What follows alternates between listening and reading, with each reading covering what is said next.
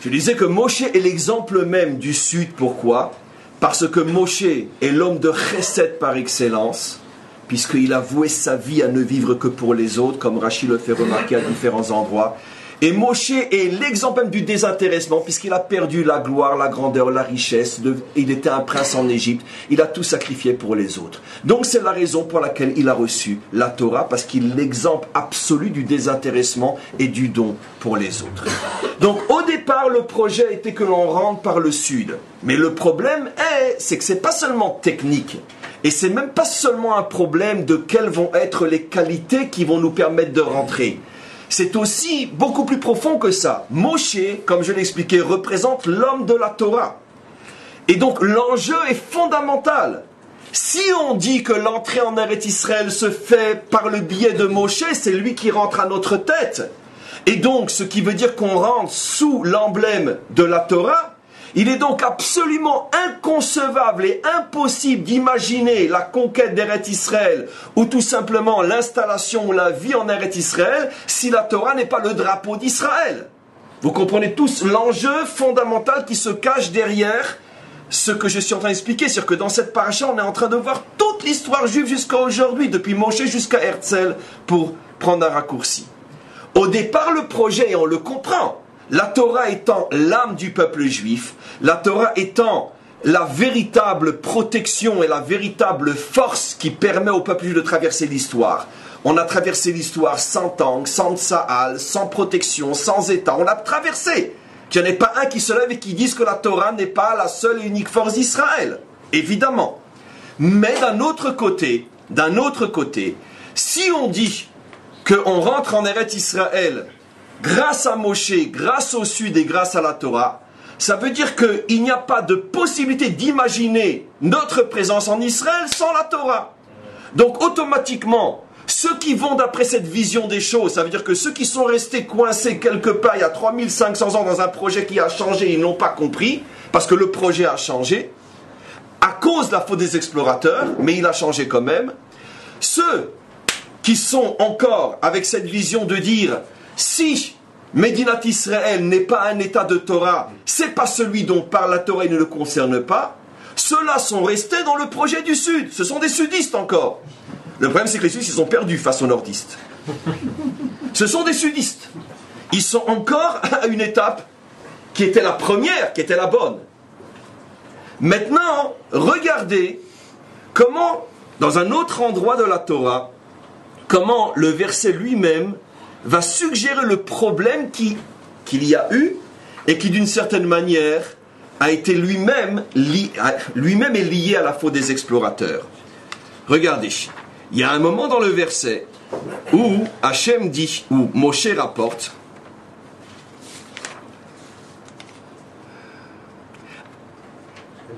Hachem Elokeinu diber elenu, le verset 6.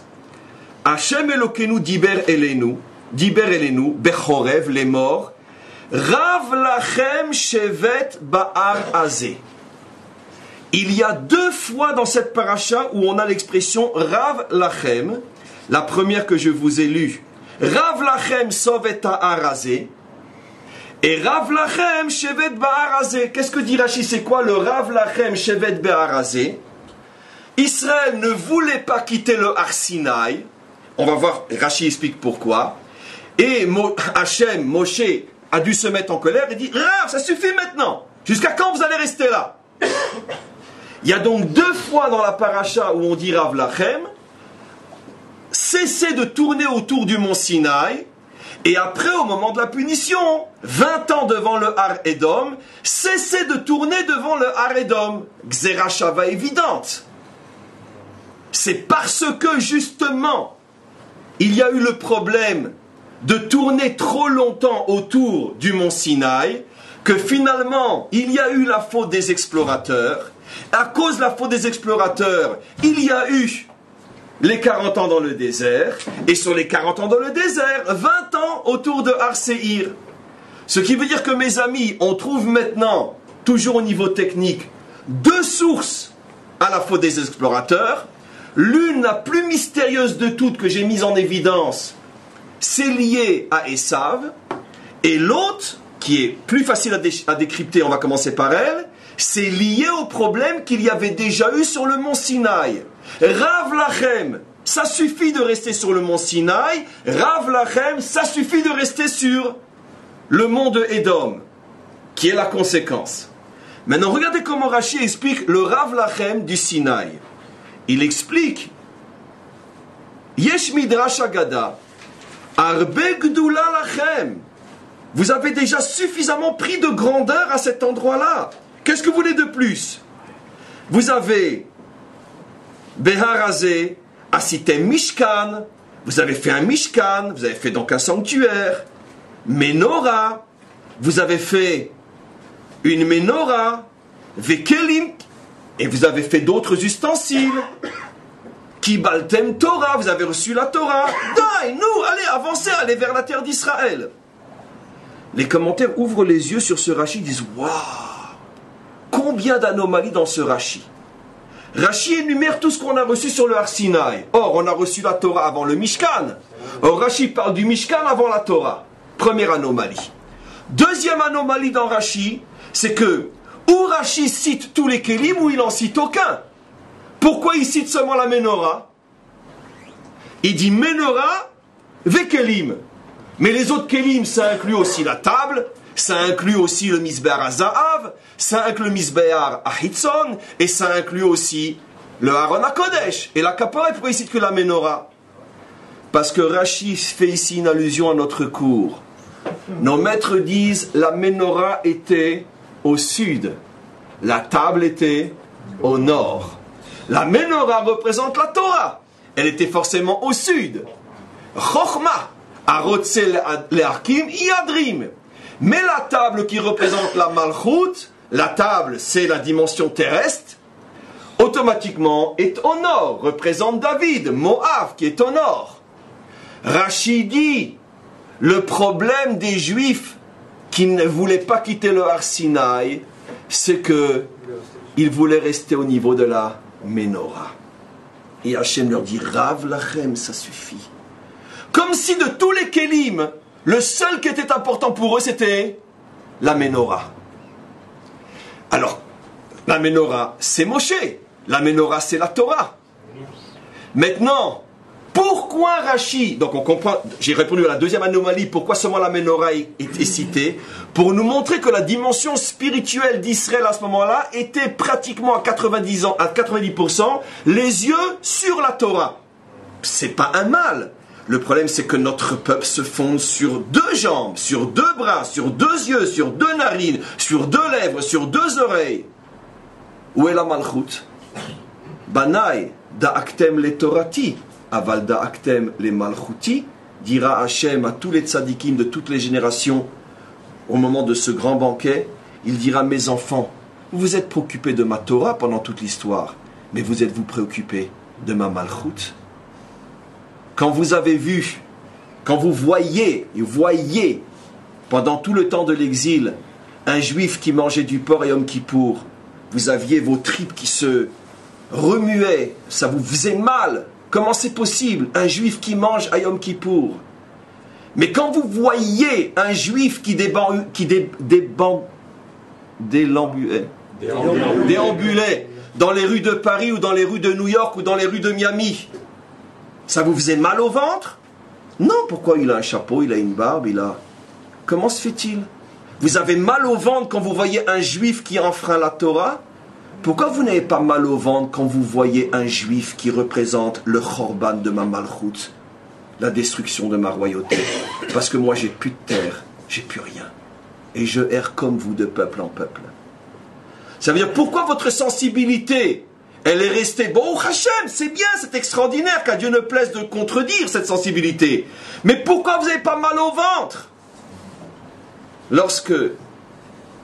Pourquoi s'il y a eu un tremblement de terre ou un incendie et que vous voyez la maison de votre ami brûlée ou détruite, vous vous mettez à pleurer avec lui?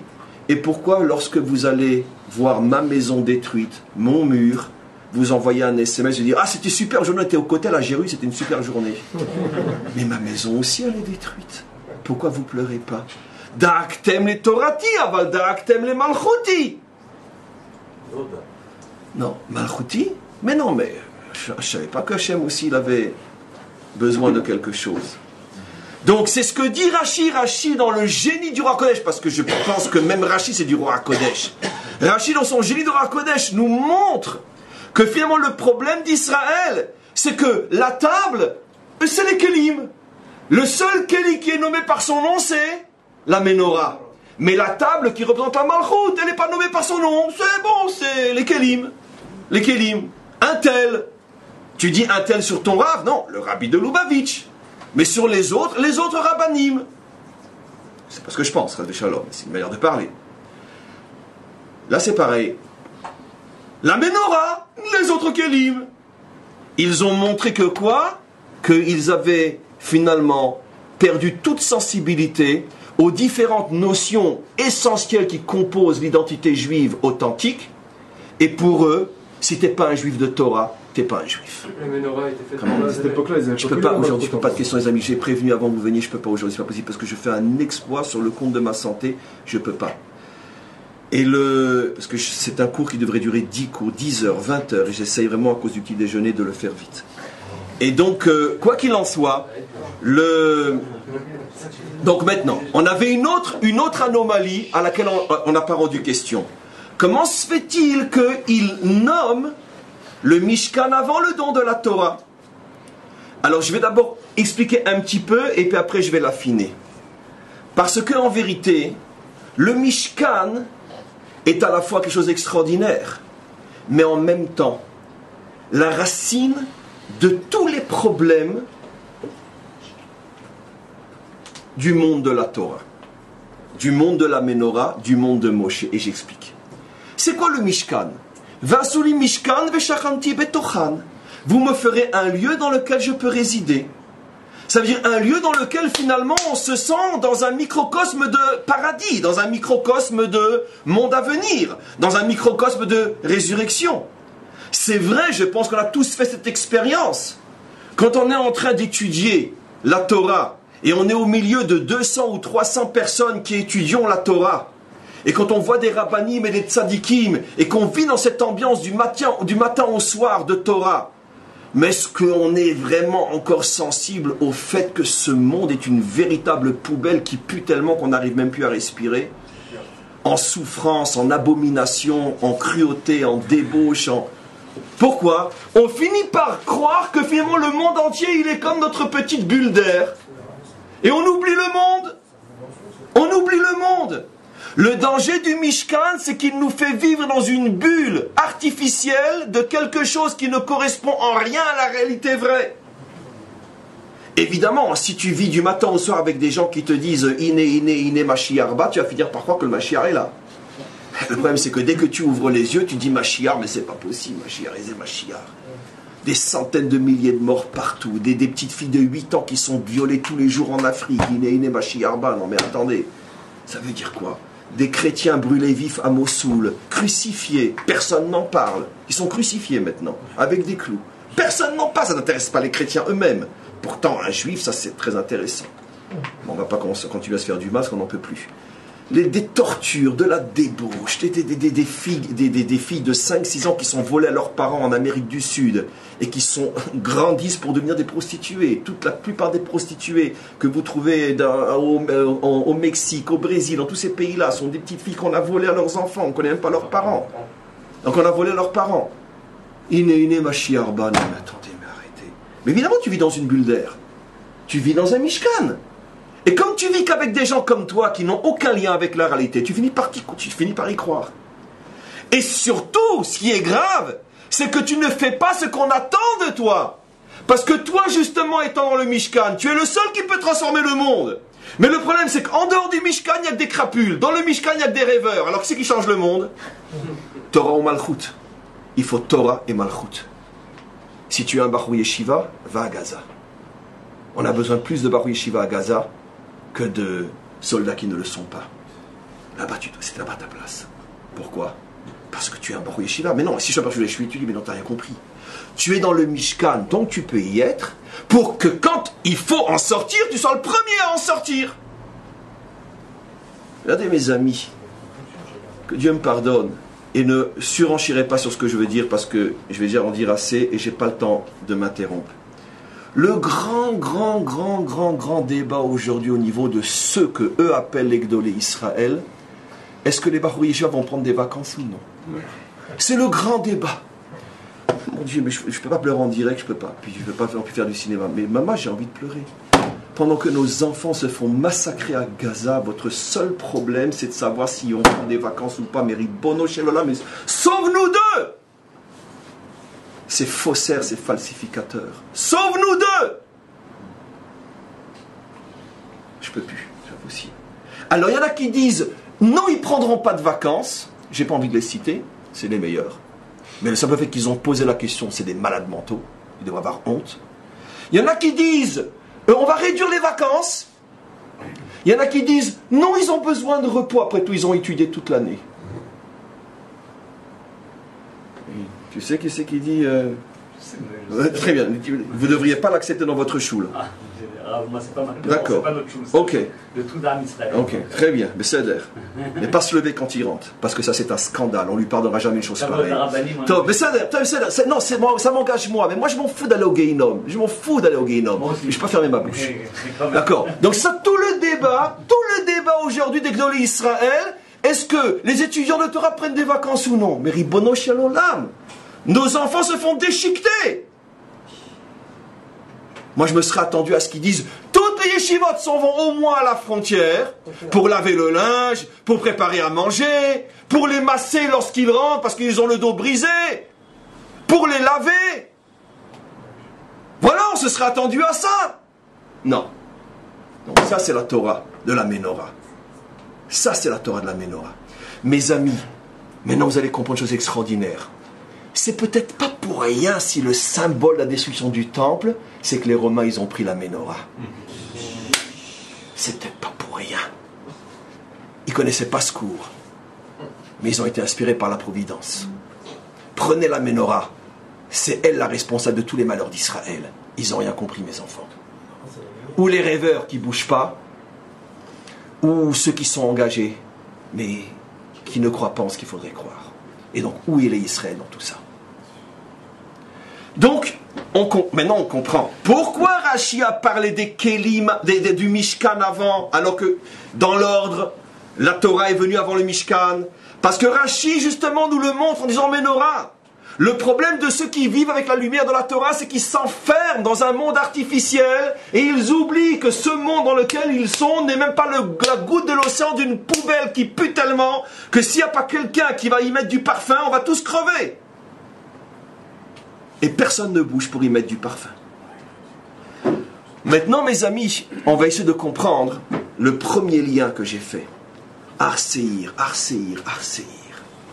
Surtout que Arséir, qui semble avoir été le projet du départ, on devait rentrer par Arséir, qui semble avoir été la cause de l'échec, c'est quand même le projet final, même si on est rentré par le nord. Pourquoi? Parce que qu'est-ce que dit Obadiah? Ve'alu Moshim Be'ar Tzion, Lishpot et Aresav. On ne dit pas Lishpot et Ar Moav, ou Lishpot et Ar Belgi, ou Tsarfati, ou Be'ezrat Hashem Rishon Vaharon Chaviv Amerikai. On ne dit pas ça. On dit Esav. D'ailleurs, même dans cette fameuse rencontre entre Yaakov et Esav, où il lui dit « Non, ne t'inquiète pas, je te retrouverai, mais je vais avancer doucement. Ad asher avo el Adoni Seira. » Yaakov parlait pour l'avenir. « On se retrouvera à nouveau à Seir, t'inquiète pas. » Esav, c'était malin, aurait dit dire « Quoi, tu vas venir me rendre visite à Seir ?» Mais on n'a pas le droit de quitter la terre d'Israël, Stam, comme ça. Quand quelqu'un vit en Eretz Israël, il peut quitter la terre d'Israël que pour 3 raisons. D'accord? Torah, Paranassa ou se marier. D'accord? Et encore, c'est 3 éthers, c'est pas mitzvah. C'est 3 éthers. C'est du éther, moutar, avalo mitzvah. Comme le rapporte d'ailleurs le Rambam dans Mishneh Torah, qui dit que tout ça c'est pour les gens simples. Mais le chassid amiti, même s'il crève de faim en Israël, il ne bouge pas. Rambam et fourrache dans Mishneh Torah. En tous les cas, qu'est-ce qui lui parle de Seira? Pourquoi tout d'un coup il irait dans un hôtel à Seir? Rachidi. Ve'ematayeler. L'allusion était la suivante. Quand c'est que je vais te retrouver? Bimea Mashiach. À l'époque du Mashiach. chez Nehemar, Ve'alu Moshim Be'artzion Nishpot et Aresa. Donc c'est incontournable. On devait commencer par lui, ça n'a pas marché, mais de toute façon on termine par lui. Alors qu'est-ce qui se passe? Ce qui est très intéressant, avant d'aller plus loin, mes amis, et maintenant je commence à lier ça à tous les cours qui ont été donnés ces 15 derniers jours, c'est que finalement on en a deux dans le sud, un à l'est et l'un à l'ouest. Édom et les Philistins. Les Philistins sud-ouest, Édom sud-est. En face l'un de l'autre. Ils se rejoignent par une ligne horizontale. C'est intéressant. Les deux au sud, un à l'est et l'un à l'ouest. Les deux, c'est la région d'Elat, Seir. C'est pour ça que on l'appelle la mer Rouge, Édom. Tout est rouge là-bas. C'est la région, c'est le sud de la Jordanie, Mamash, là où il y a l'aéroport, etc. C'est le sud de la Jordanie. Ce qu'on appelle la Harava, le bout de la Harava, etc. Elat, toute cette région-là, c'est Édom. Et ça commence plus haut, bien sûr. Et là où ça commence, c'est en ligne droite, si vous voyez sur une carte biblique, avec la bande de Gaza. C'est intéressant, les deux sont au sud, comme pour nous montrer où est le problème. Un à l'est et l'un à l'ouest. On va expliquer aussi à quoi correspond l'est à l'ouest. L'est et l'ouest. Ça s'appelle Akaba, Akev. Maintenant, ce qui est intéressant, c'est que, qu'est-ce qu'on a vu hier, dans le cours d'hier?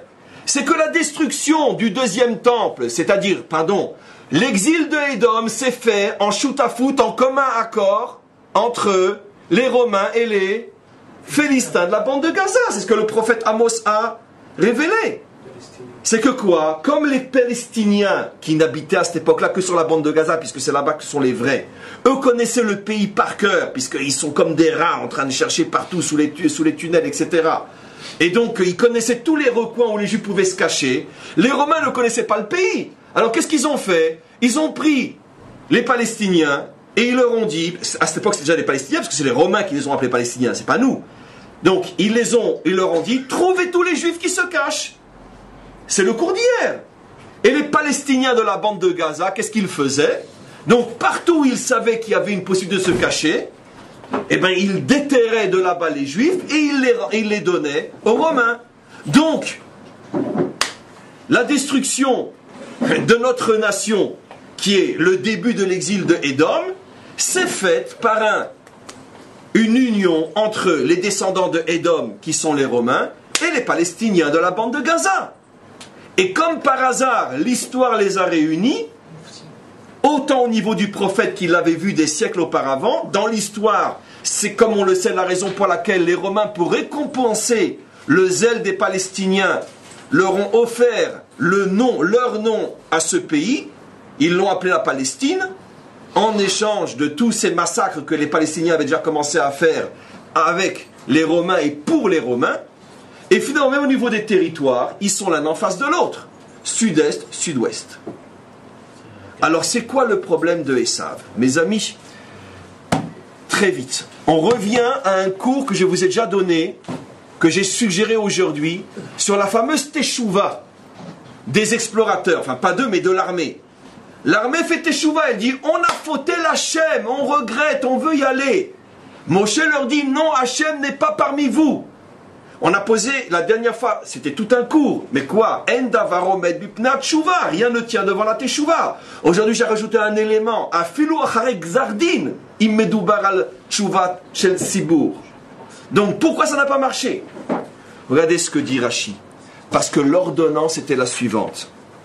Écoutez-moi bien. L'ordonnance était, dès le départ, regardez ce magnifique Rashi.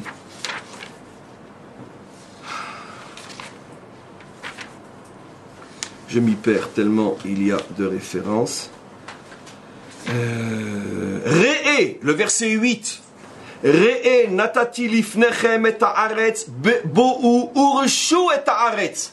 Allez et conquérez-la. Il n'y a aucune notion, il n'y a aucune allusion à une notion de conquête, d'effort, de guerre. Rashi s'étonne. Urshu, ça veut dire installez-vous. Parce que conquérir s'appelle l'irvosh. Reshu signifie s'y installer. Moracha, héritage. Donc, plus encore en hébreu, Urshu signifie une acquisition sans effort, comme un héritage. Torah tziva lanu Moshe, Moracha. Je suis né juif, la Torah m'appartient, j'ai pas besoin d'aller la chercher. Comme une Yerusha. Pourquoi Urshou? Mais il y a eu 14 ans de conquête, 7 ans de guerre et 7 ans de partage. Avant qu'on en arrive à cet héritage, Rashi dit, écoutez-moi bien, et je vais vous montrer comment ce Rashi jusqu'à aujourd'hui est tellement mal compris. Rashi dit, Beur Shou, pourquoi aucune allusion à un effort à faire? En me'arer bedavar, personne ne s'opposera à vous. Ve'einechem tzrichim le milchama, vous n'avez pas besoin de vous préparer à la guerre. Elou lo shalchu meragelim, s'ils n'avaient pas fauté en envoyant des explorateurs. Lo hayu tzrichim le klizaïn, on n'aurait pas eu besoin d'armes. Avec tout le respect que je ne leur dois pas, jusqu'à aujourd'hui, quantité d'enseignants continuent à enseigner. S'il n'y avait pas eu les explorateurs, on aurait mérité une entrée miraculeuse, on se serait pointé à la frontière, il y aurait eu des miracles, et on n'aurait même pas eu besoin de tirer un seul coup de feu. Et c'est ce qu'on attend du Mashiach. Donc ce qui se passe aujourd'hui, ce n'est pas l'armée du Mashiach. Très bien. Ribono shel olam, jusqu'à quand?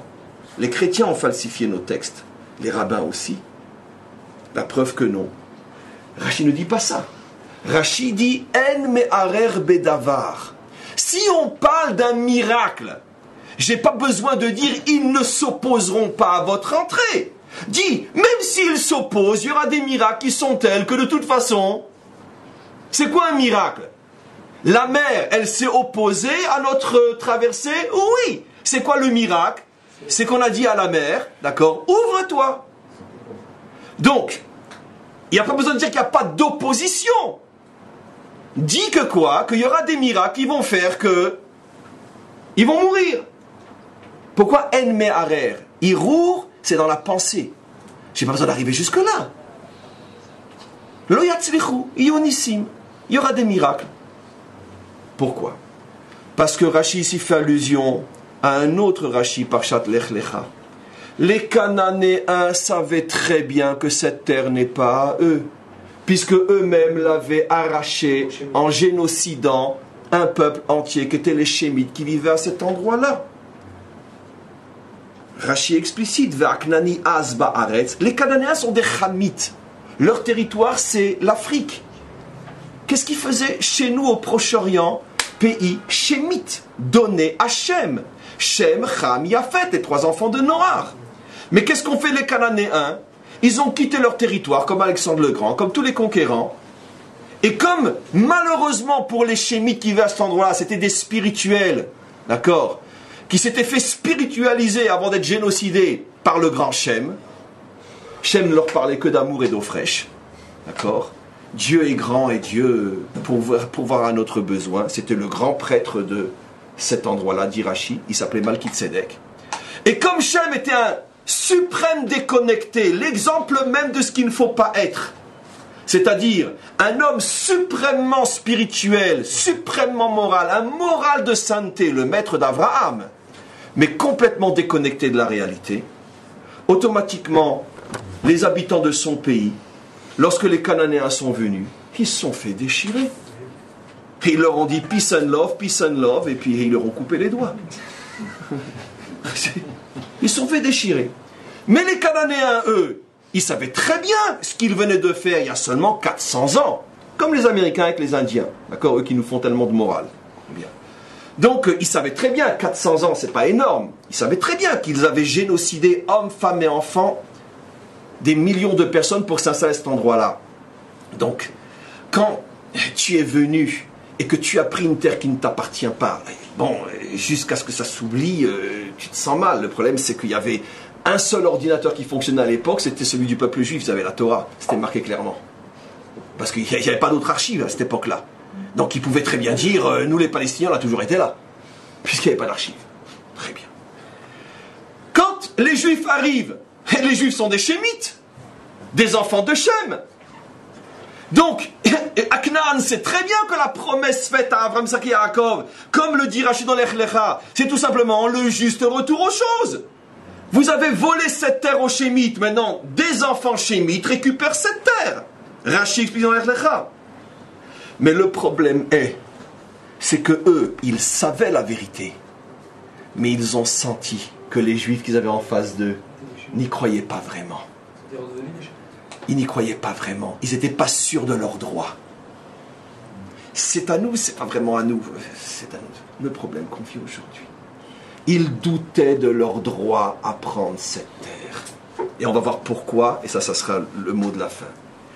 Ça veut dire, qu'est-ce que dit Rashi? Rashi, il ne fait pas allusion au miracle. Rashi fait allusion à quelque chose de très profane, très laïque, très clair. D'accord? Quand quelqu'un t'arrache quelque chose des bras, et que tu viens chez lui, tu dis, rends-moi, je te casse la... Ça va. D'accord.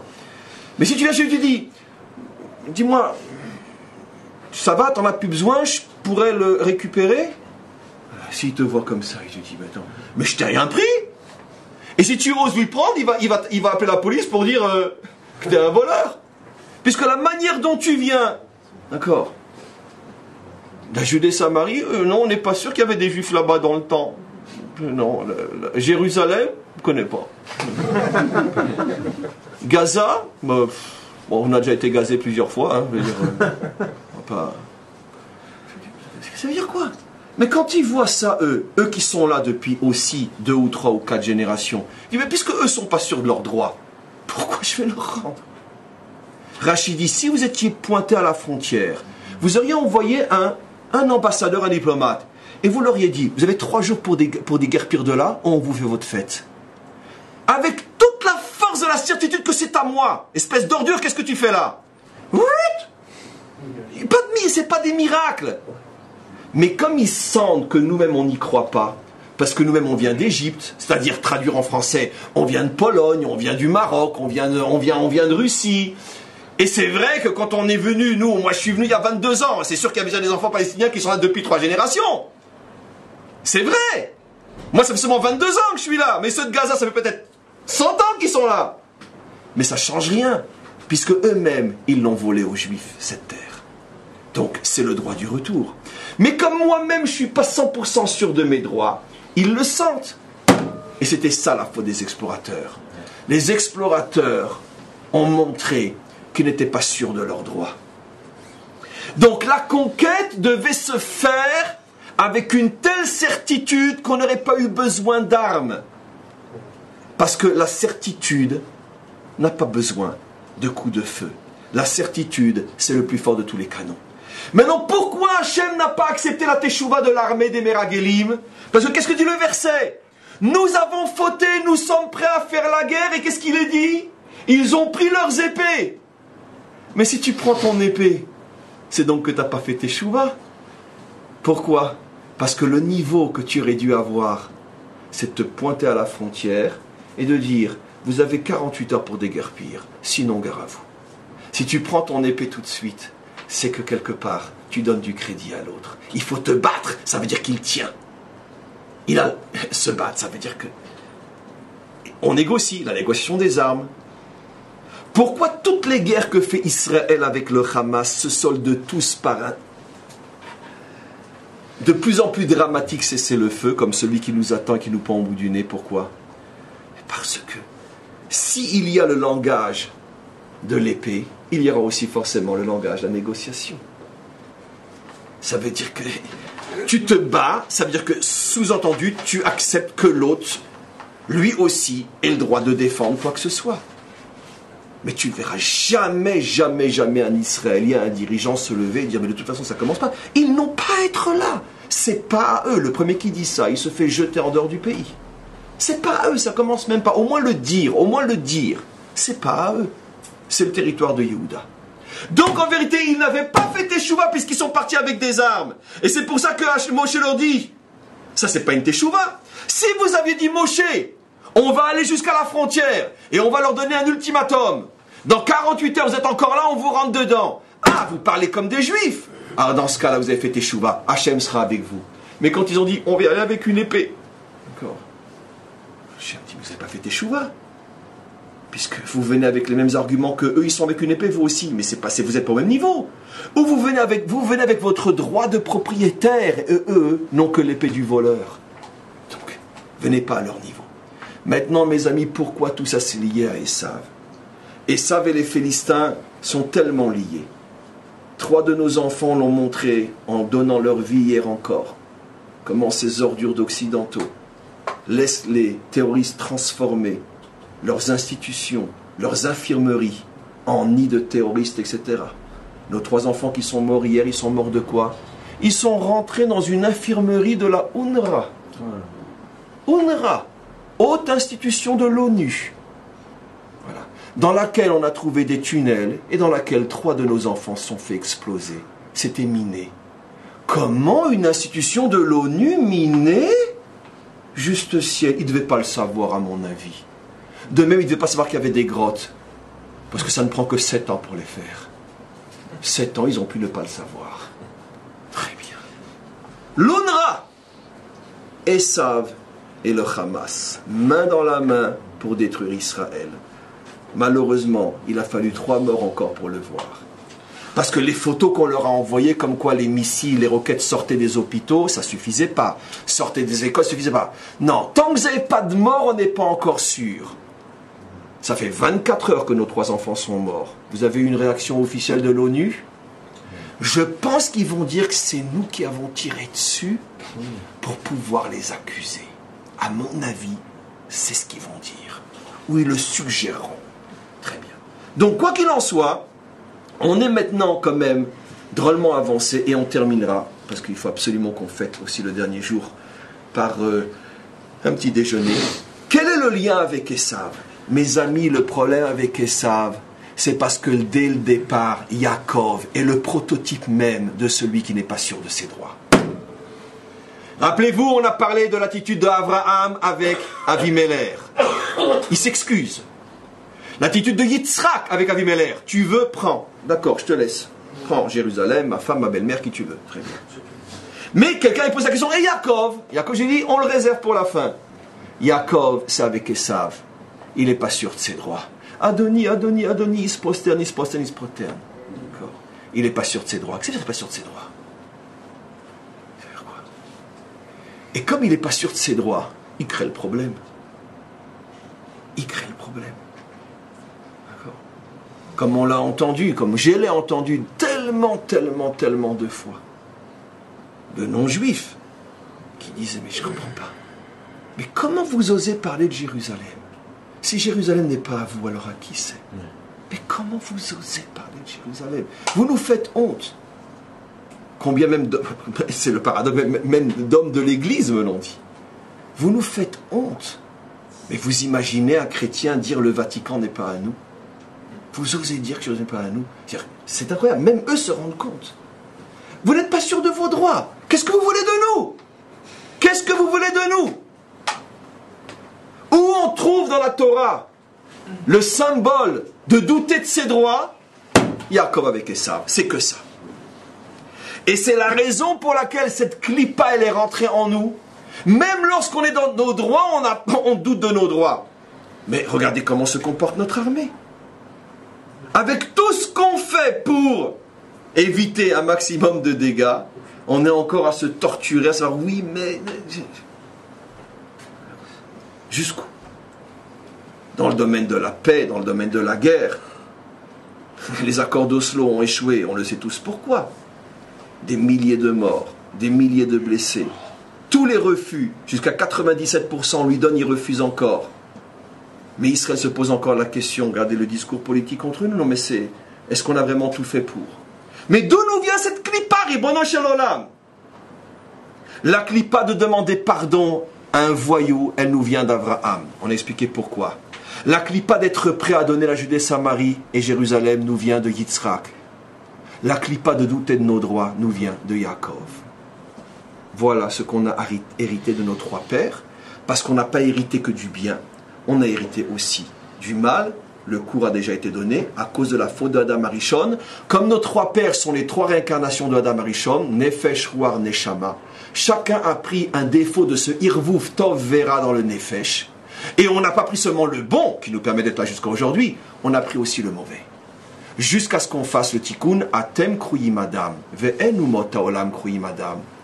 Les nations ne s'excusent jamais devant un voyou, les nations ne donnent jamais ce qui est à elles, et les nations ne doutent jamais de leurs droits. Pourquoi? Elles ne sont pas Adam. Notre qualité, c'est notre défaut. Mais d'un autre côté, on doit faire le tikkun. Et c'est pour ça, donc, la faute des explorateurs est liée à Esav. Et c'est pour ça que tout se terminera par la conquête de Esav. Ve'alu Moshi'in. Ça veut dire que la Torah nous révèle que finalement de ces trois défauts, celui qui est à l'origine des trois, c'est qu'on n'est pas sûr de ses droits. Parce qu'un homme qui est sûr de ses droits ne s'excuse pas devant un voyou et ne donne pas à un voyou ce qui est à lui. Et donc tout notre problème en vérité, c'est le problème avec Esav, et c'est ça le grand secret de cette paracha. Le fait qu'ils soient tous à Hebron maintenant. Comment? Le fait que les Avot soient à Hebron. De là-bas va sortir la Malchout. La Malchout n'est pas sortie de Hebron. D'accord. C'est pas le début du... Mais baruch que le tikkun se fait et va se faire, puisque on est Adam avec ses défauts, on est aussi Adam qui va devenir Mashiach. Adam c'est Avram, David, Mashiach. Donc on est à la fois le kilkul et le tikkun. Mais le tikkun, bien sûr, va se faire. Et donc, c'est ça en vérité pourquoi au niveau géographique, la bande de Gaza et Édom sont au même niveau. Parce que le problème a commencé avec Yaakov et Esav Édom, et le problème se termine avec Israël et la bande de Gaza. Ça veut dire que eux sont le miroir de nos propres doutes et de nos propres incertitudes. Et ils le savent. Et c'est pour ça qu'ils ont une telle chutzpah. Chutzpah Yizge, l'Ifnei Biyat HaMashiach. Pourquoi ils ont une telle chutzpah? Pourquoi? Et parce que c'est nous qui nourrissons leur chutzpah. Quand ils entendent nos débats internes, etc. Alors, est-ce qu'on va jusqu'au bout, pas jusqu'au bout? Est-ce qu'on en a fait suffisamment, pas fait suffisamment? Et ça veut dire quoi? Mais quand ils voient ça, ils disent, mais c'est pas possible. Mais ils se disent, mais si nous, on avait été à leur place. Mais si, imaginez-vous que eux, c'est Israël et nous, on est Gaza. Vous auriez vu l'ONU qui aurait dit, mais rentrez dedans, mais rentrez dedans, mais rentrez dedans. Vous vous rendez compte, ils vous ont envoyé 1200 missiles, vous n'avez pas réagi. Mais rentrez dedans. Le problème, c'est que l'ONU n'aurait pas eu le temps de le dire. Parce que le temps que l'ONU entende qu'il y a eu un missile tiré par Israël, il n'y aurait déjà plus de juifs. Donc ils n'auraient pas besoin de le dire. Ils sentent la peur. Comment? Ils sentent la peur des nations. Ils sentent la peur. Qui sentent la peur de qui? Ils sentent la peur des juifs. Ils sentent que les juifs... Non, c'est pas de la peur, le mot n'est pas juste, c'est de l'indécision. C'est le mot juste. La peur, il n'y en a pas. Grâce et surtout pas chez nos soldats. Nos soldats disent tout le contraire. Mais laissez-nous avancer, disent nos soldats. La peur, j'ai pas utilisé ce mot avec tout le respect, mon ami. Il n'y a pas de peur. C'est le doute sur ses droits. Ça n'a rien à voir avec la peur. La peur, il n'y en a pas chez nous. Aucune armée au monde ne peut demander à ses enfants ce que nous demandons à la nôtre. Aucune. Nos enfants sont des lions, ils n'ont peur de rien. Ils peuvent manger un Marines tous les matins et tous les soirs au petit déjeuner. Mais le problème, c'est qu'on leur rentre le doute de leur droit à être et à faire ce qu'ils font. C'est ça le vrai problème. Ça, c'est la clipa de Yaakov qu'on a reçue face à Esav. Donc finalement, tout le tikkun, toute la réparation est, et on va y arriver, je termine par ces mots, bien sûr optimistes et auxquels nous y croyons tous, Be'ezrat Hashem, et véritablement, voilà les trois qualités sur lesquelles il faut travailler. Et mes amis, c'est ça le secret des 3 semaines. 3 semaines, 3 paires, 3 défauts, 3 qualités. Nous devons devenir des juifs qui ne s'excusons jamais devant le mal. Nous devons devenir un peuple, je préfère dire plutôt que juif, devenir un peuple qui est prêt à mourir pour ce qui est à lui, mais ne jamais le céder. Et nous devons devenir un peuple qui est sûr de ses droits. Cette terre est à nous, du sud au nord et de l'est à l'ouest. Et il n'y a pas d'autre concession possible que tout est à nous, Nekuda. Lorsque le peuple juif et Bezrat de plus en plus arrivera à ce niveau-là, on n'aura plus besoin des 3 semaines, parce que les 3 qualités annuleront les 3 semaines. Amen.